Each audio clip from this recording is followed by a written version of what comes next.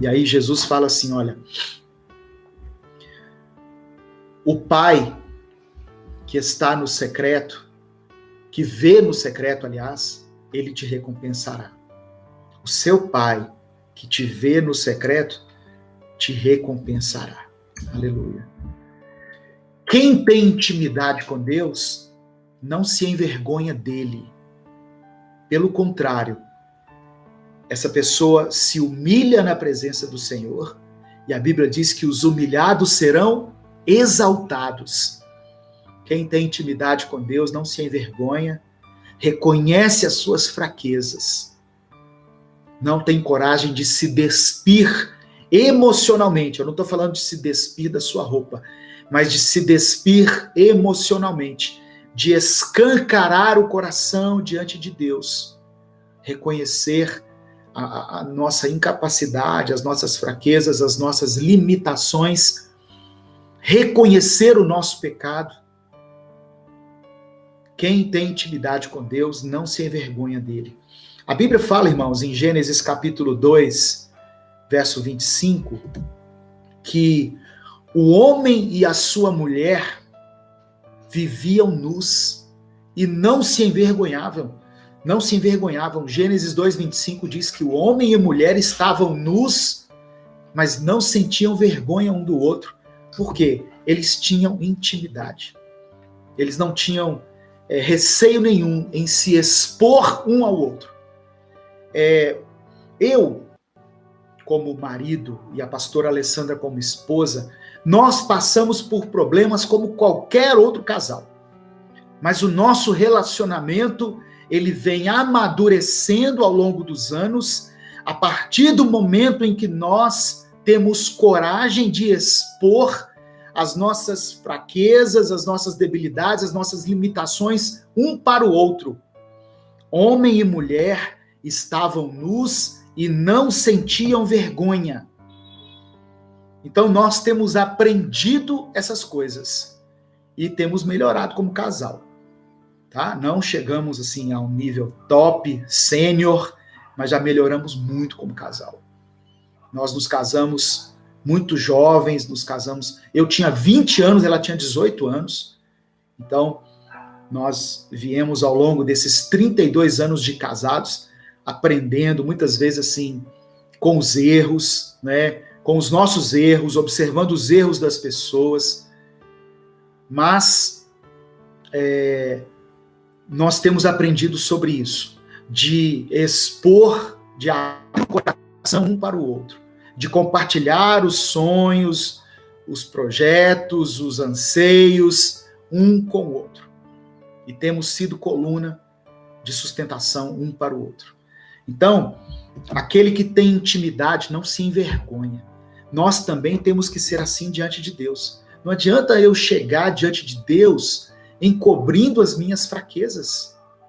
Lembra quando Davi orou em Salmo 51? Que ele tinha sido... Deus pegou ele assim, como se fosse no flagrante, no pecado. Davi não chegou tentando justificar, não. Ele chegou falando assim, olha, pequei contra ti somente. Fiz o que era mal perante os teus olhos. O meu pecado está sempre diante de mim. Então Davi não tentou se esconder, não tentou maquiar, não. Ele se despiu diante de Deus e falou, olha, eu sou isso aqui. Isso é fruto, sabe de quê? De intimidade. Glória a Deus. Então no Éden, havia uma intimidade entre o homem e Deus. A Bíblia fala que o homem se relacionava com Deus. Mas também havia uma intimidade entre Adão e Eva. Mas quando o homem pecou, o homem se escondeu de Deus. Ele estava no erro, Adão estava no erro, mas ao invés de se arrepender, ele preferiu se esconder. Tanto que quando o homem chega para ele, quando Deus chega para Adão, Deus fala assim, onde estás, Adão? Por que você está se escondendo? E aí, irmãos, quando o homem é descoberto no seu erro, ele quis transferir a sua culpa para a sua companheira. O pecado fez com que o homem perdesse a intimidade com Deus. O pecado fez com que o homem perdesse a intimidade com Deus. E eu posso conjecturar aqui, eu posso supor que o pecado fez com que houvesse a primeira crise entre aquele casal. Por quê? Quando Deus confronta o homem tenta atribuir a culpa à mulher, fala assim, a mulher que o Senhor me deu que me fez pecar. E quando Deus vai na mulher, a mulher fala assim, não, foi a serpente. Então um tentou justificar, cada um deles tentou justificar o seu erro diante de Deus. E a intimidade com o Senhor foi quebrada naquele momento ali. Eu escrevi aqui uma frase que é o seguinte, o salário do pecado é a morte. Isso está em Romanos 6:23. O salário do pecado é a morte. Mas a recompensa por uma vida de santidade é a intimidade com o Senhor. O salário do pecado é a morte. O pecado atrai a morte, ele provoca a morte espiritual, separação entre o homem e Deus. Mas há uma recompensa por uma vida de santidade, que é a intimidade com Deus. Amém? Receba essa palavra aí no nome de Jesus. Uma coisa que eu quero falar sobre intimidade. Quanto mais intimidade com Deus alguém tiver, mais humilde essa pessoa se tornará. Quanto mais intimidade com Deus alguém tiver, mais humilde essa pessoa se tornará. Porque intimidade não é para ostentar uma espiritualidade. Intimidade não é nos dada como forma de ostentação. Tem pessoas que têm intimidade com Deus, mas se envaideceram tanto que usam isso como forma de ostentação. Deus não se agrada disso não, irmãos. Então, se você quer conhecer um servo de Deus, uma serva de Deus, reconheça-os pela humildade. Se não for humilde, não é servo de Deus. Se não for humilde, não é serva de Deus. Por mais espiritual que pareça, uma marca de quem tem intimidade com o Senhor é a intimidade. Então, quanto mais intimidade com Deus alguém tiver, mais humilde essa pessoa se tornará. Quer ver um exemplo disso? Continuando aqui com a palavra, irmãos. Um exemplo dessa humildade, um exemplo de espiritualidade e humildade, eu coloquei aqui João Batista. Jesus disse, quando ele falou de João Batista, que dentre os nascidos de mulher, não tem ninguém maior do que João Batista. Isso são palavras de Jesus a respeito de um homem normal, mortal, como eu e você. Jesus falou, olha, dos seres humanos aqui não tem ninguém maior que João Batista. Olha o que Jesus falou a respeito dele. Então, embora João Batista tenha sido citado por Jesus dessa forma, embora ele seja filho de um sacerdote, filho do sacerdote Zacarias, qual foi o estilo de vida de João Batista? João Batista foi pregar nos congressos, nos seminários, nos grandes templos? Não, ele foi pregar no deserto. Ele foi para o deserto. João Batista se vestia, embora ele pudesse fazer isso, se ele quisesse se vestir com as vestes sacerdotais, ele era de uma linhagem sacerdotal, ele poderia se vestir com roupas de sacerdote. Como que ele se vestiu? Com roupas de camelo, roupas de pele. E embora ele pudesse comer de várias iguarias, né, a Bíblia fala que o melhor dos sacrifícios, né, a parte gorda dos animais era destinada aos sacerdotes. João Batista comia o quê? Mel e gafanhotos. Então, um homem espiritual, um homem tremendamente usado por Deus, um profeta que não hesitou em confrontar os reis da sua época, era também um homem extremamente humilde.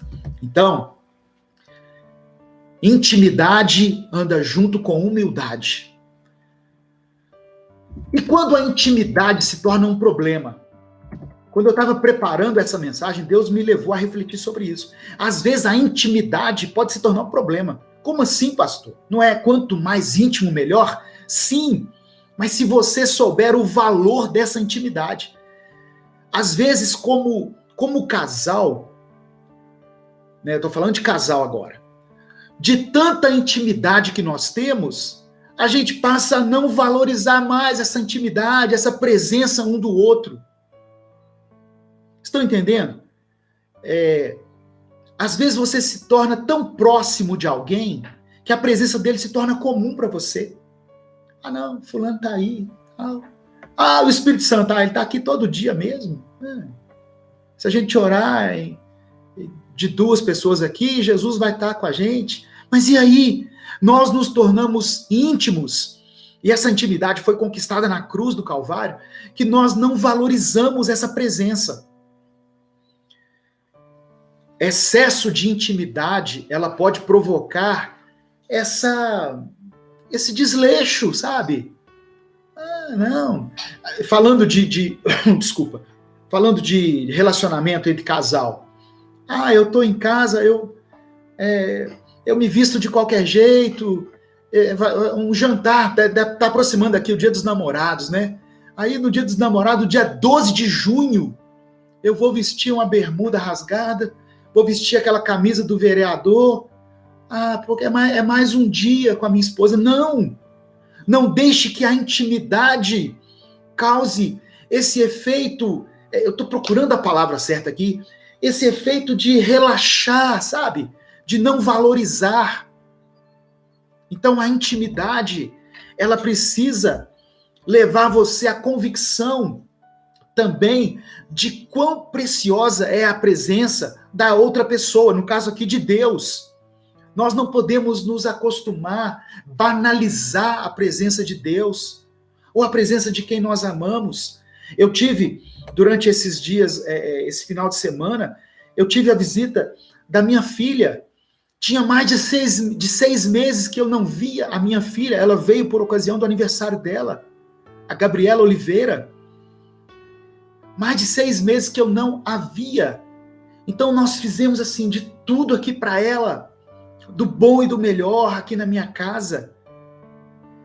Eu tenho intimidade, mas eu quero tratar bem, eu quero receber bem, eu quero cuidar, eu quero valorizar cada momento com ela. E assim nós devemos ser com Deus, irmãos.